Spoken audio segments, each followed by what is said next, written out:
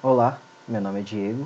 Estarei nesse momento então apresentando o projeto final da disciplina de Controle de Sistemas Lineares 1, onde eu estarei falando um pouco do sistema de piloto automático de um carro, mas não será de uma forma específica, abordarei sobre ele, mas o objetivo principal dessa apresentação, desse trabalho final, é de apresentar de uma forma mais simplificada os conceitos envolvidos em controle de sistemas lineares 1 para pessoas que não têm tanto conhecimento específico. Então vamos à apresentação.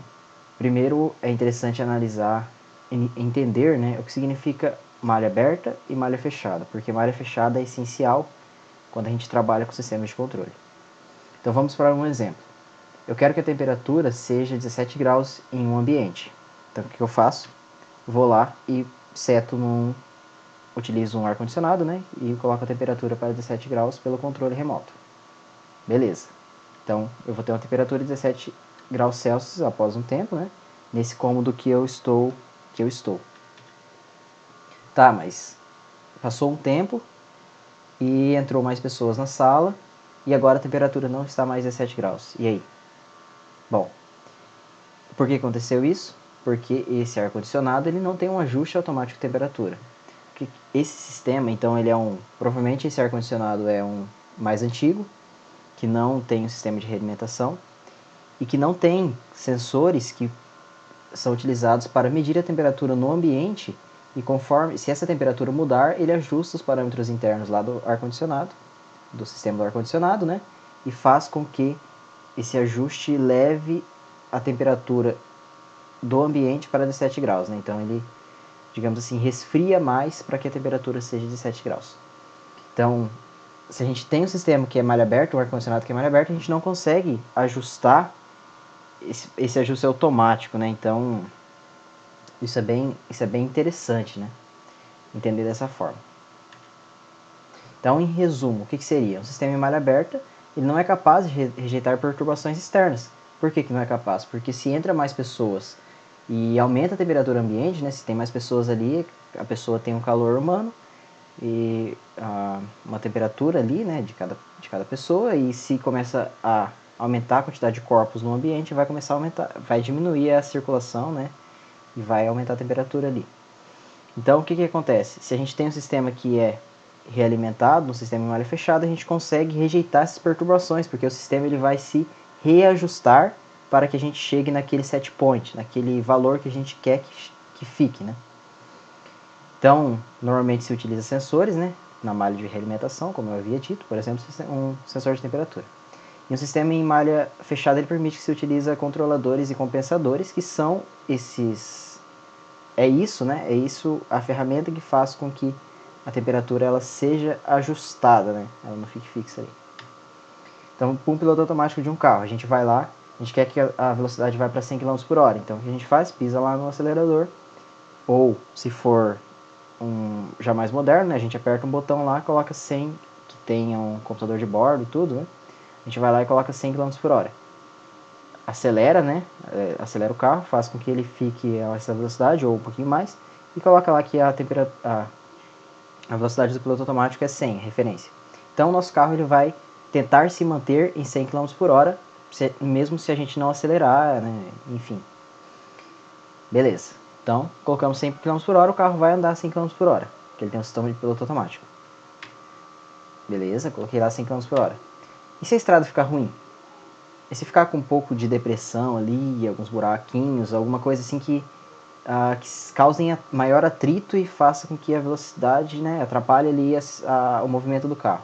O que vai acontecer? Então o carro vai reduzir a velocidade, não vai mais a 100. Se ele não fosse realimentado, não fosse um sistema já pronto, Claro que os carros já têm isso hoje. Mas se ele não fosse, se eu quisesse manter-se a 100 km por hora, eu teria que colocar mais aceleração, para ele ir a 100 km por hora. Então, se eu não quero fazer isso manualmente, o sistema de piloto automático vai fazer. Então, o que ele vai fazer? Esse sistema ele vai precisar ser de malha fechada, vai precisar ser realimentado e vai precisar ter um compensador. Porque eu coloquei 100 km por hora, mas lá não está saindo 100 km por hora, então há um erro nesse sistema, Se há um erro, ele passa pelo compensador e eu vou, através das ações proporcional, integral e derivativa, que eu explicarei mais à frente, ele vai realizar o ajuste desse, ele vai ajustar os parâmetros, né, para que faça com que a velocidade seja 100. Então, enquanto a velocidade não for 100, o sistema vai continuar trabalhando e vai ajustando. Quando chegar a 100, aí beleza, mantenha 100 de novo. Se mudar de novo, se acontece mais uma perturbação, esse sistema vai compensar, né, e vai chegar no que a gente quer, nesse set point que a gente quer.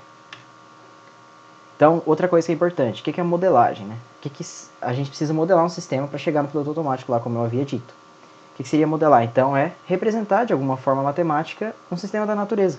Então, a gente pega um sistema lá e tenta representar, ver quais são as variáveis envolvidas. Por exemplo, no sistema piloto automático a gente tem o atrito do ar, né, que é uma força que está envolvida ali. A gente tem a força que é causada pela aceleração, né, que a gente coloca, imprime lá, pisa no pedal, ele vai acelerar, vai ter todo um sistema mecânico, enfim. Isso tudo são fenômenos naturais, né, da mecânica também. E o atrito do ar, né, que é aquela força, aquele vento, vamos dizer que vem um vento muito forte, né, isso aí impacta no sistema. Então a gente olha tudo isso e faz uma modelagem matemática. Não vou explicar a fundo o que é isso, mas a modelagem seria isso, representar de uma forma matemática um sistema. Bom, existem sistemas que são lineares e sistemas que são não lineares. Um sistema linear ele tem essa característica, né? Então, se eu coloco ele é, digamos assim, que esse V aqui, né? Ele é diretamente proporcional a esse T, que é uma variável qualquer. Então, se eu aumento aqui, aumenta aqui, né? Então, ele aumenta na mesma proporção. Aumento aqui, aumenta aqui, aumento aqui, aumenta aqui.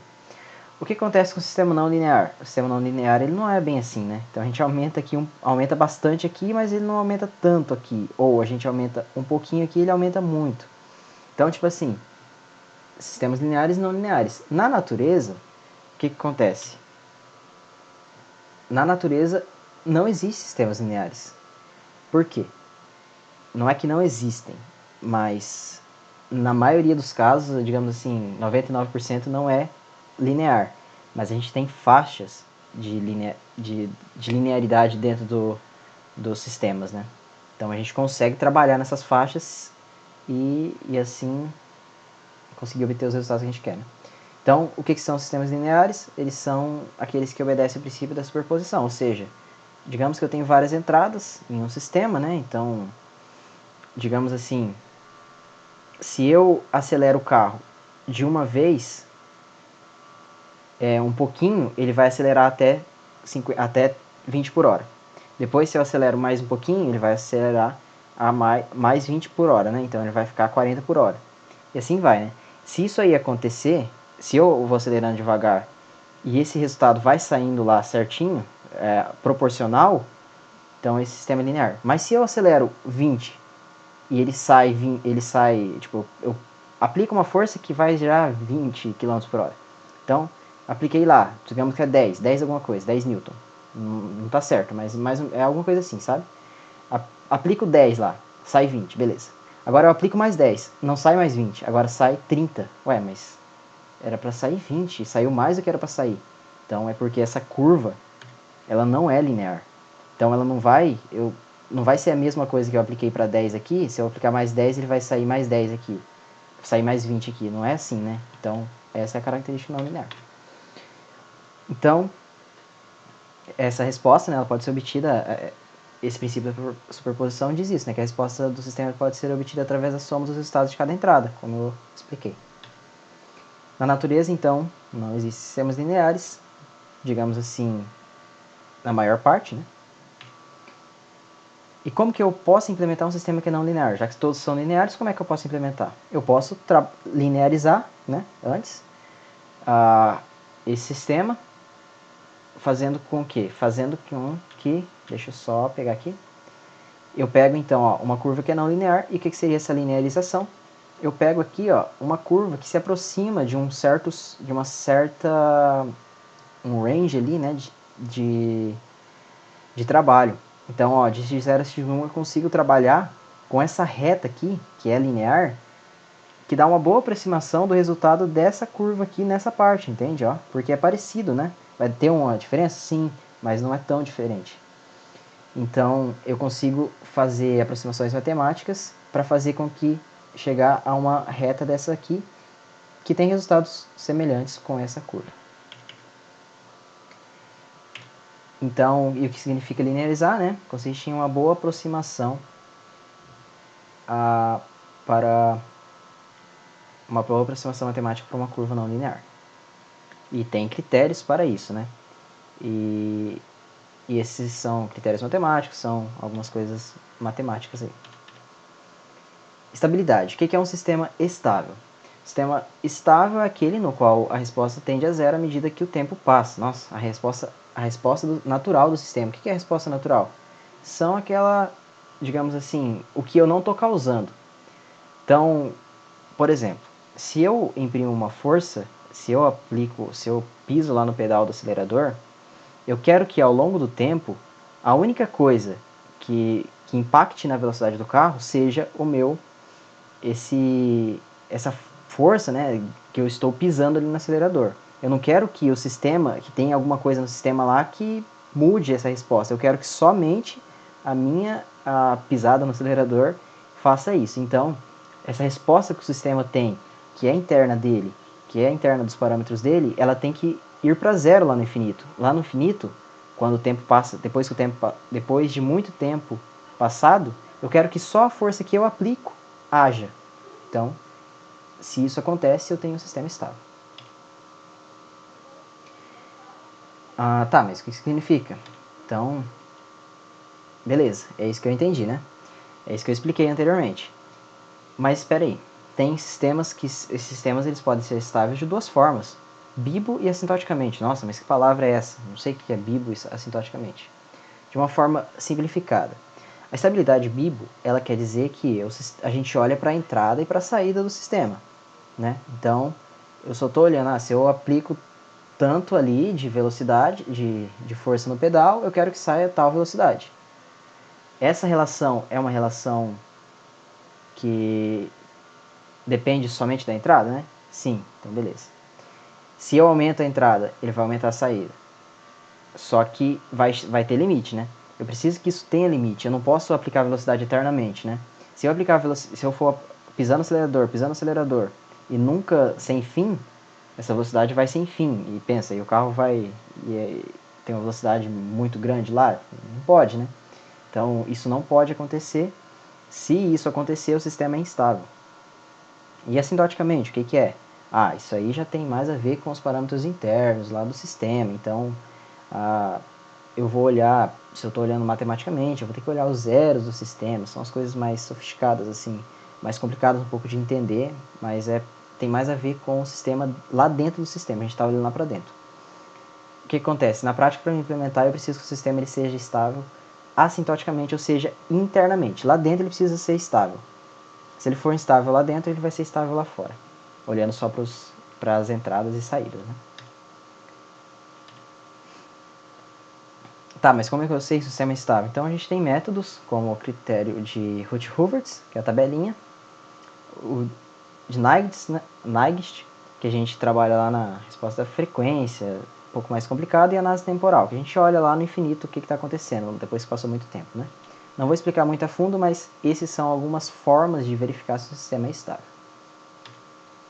Bom, então vamos para controladores. O que são controladores, né? Controladores P e D. Vamos explicar primeiro o que são ações P e D, né? Como que funciona uma ação P, uma ação proporcional? A ação proporcional é utilizada para reduzir o erro em regime permanente, né? Multiplicando por um ganho, agindo com uma maior amplitude. Digamos assim que eu quero movimentar o carro lá, né? Eu quero virar o volante dele. Tipo, eu quero entrar numa outra faixa, né? Quero passar de faixa. Tô da direita para a esquerda, da esquerda para a direita, sei lá. Então o que eu vou fazer? Eu vou mexer o volante. Mexer o volante, tipo, vou mexer rápido assim, né? Pra entrar mesmo na outra. Pra trocar de faixa mesmo. Isso vai fazer, beleza. Tá.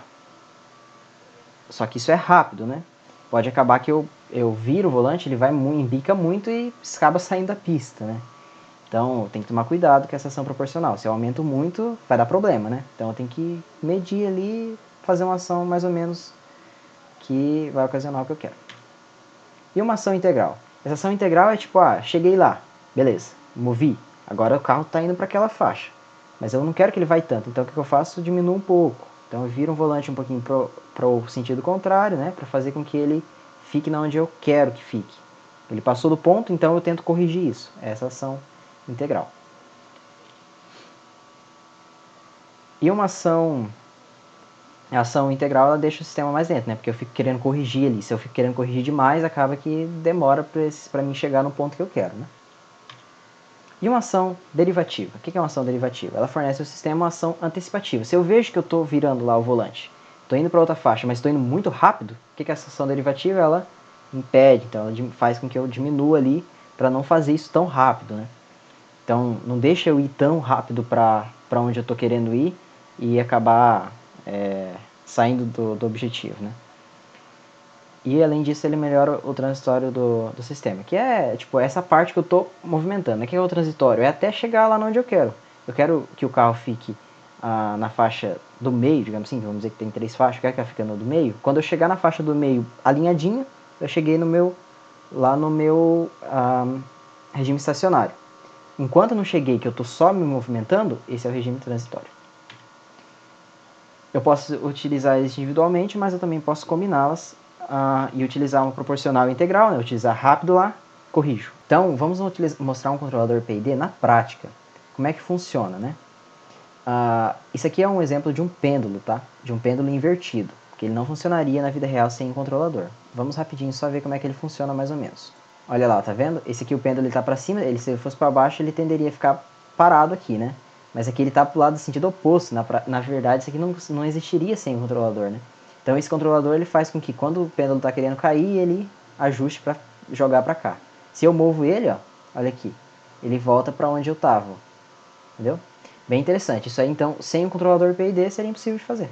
Então, os controladores eles podem ser ajustados de várias formas, né? De métodos gráficos, analíticos e de sintonia. Eu posso ajustar por tentativa e erro, ou utilizar alguns métodos matemáticos, ou por sintonia, que são alguns critérios, como por exemplo de Ziegler-Nichols, né? São coisas mais específicas também. Erros em regime permanente, o que são? Tem erros devido à referência e devido a perturbações. Então, digamos, principalmente a perturbações, né? Então, isso aí, se eu tenho buracos na estrada, e eu quero que continue 100 por hora, não tô nem ligando se vai estragar o pneu, né? Digamos que eu quero continuar 100 km por hora. Então, o que acontece? Se tem um buraco, ele vai reduzir minha velocidade. Quando eu passo, ele reduz. E acaba reduzindo, se não tiver uma realimentação, ele acaba ficando a velocidade agora de 90, digamos assim, 95. Mas eu quero que ele volte para 100. Então, os parâmetros lá do controlador, o controlador vai fazer com que ele volte para 100, né? Então, esse sistema, ele lá sozinho vai reagir a essa perturbação que eu inseri, né? Essa coisa externa, essa perturbação seria uma ação externa. Bom, com relação à sensibilidade, então, o meu sistema, o ideal é que ele seja o menos sensível possível, né? Porque quando ele é muito sensível, uma perturbação, um buraco lá quando você está andando de carro, né? Que aparece pela frente, vai fazer com que o nosso sistema ele tenha uma reação muito, digamos assim, não esperada, né, inesperada. Então, eu espero que uma ação externa ela não cause muito efeito no meu sistema.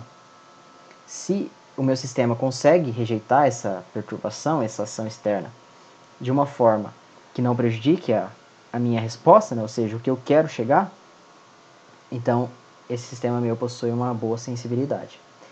Se ele é muito sensível, acaba tendo esse problema. Qualquer coisinha que afetar, qualquer coisa externa ali que afetar, vai dar problema na minha resposta, ou seja, aonde eu quero chegar. Se eu quero 100 km por hora, eu vou acabar não chegando a 100 km por hora como eu queria, né? Ou eu posso chegar, mas depois de muito tempo, porque o sistema está, sei lá, tentando se ajustar, mas ele sofreu uma grande influência e agora ele está demorando mais para se ajustar. Então, demora mais tempo para chegar a 100 km por hora, por exemplo, né? Bom, o objetivo dessa apresentação, então, foi abordar de uma forma mais simples, né, todos esses conceitos envolvidos na modelagem e nesse sistema de piloto automático, explicar de uma forma mais sucinta e talvez mais interessante para pessoas que não têm muito conhecimento específico. Novamente, apresento as referências, como estão no slide. Agradeço a atenção. Muito obrigado.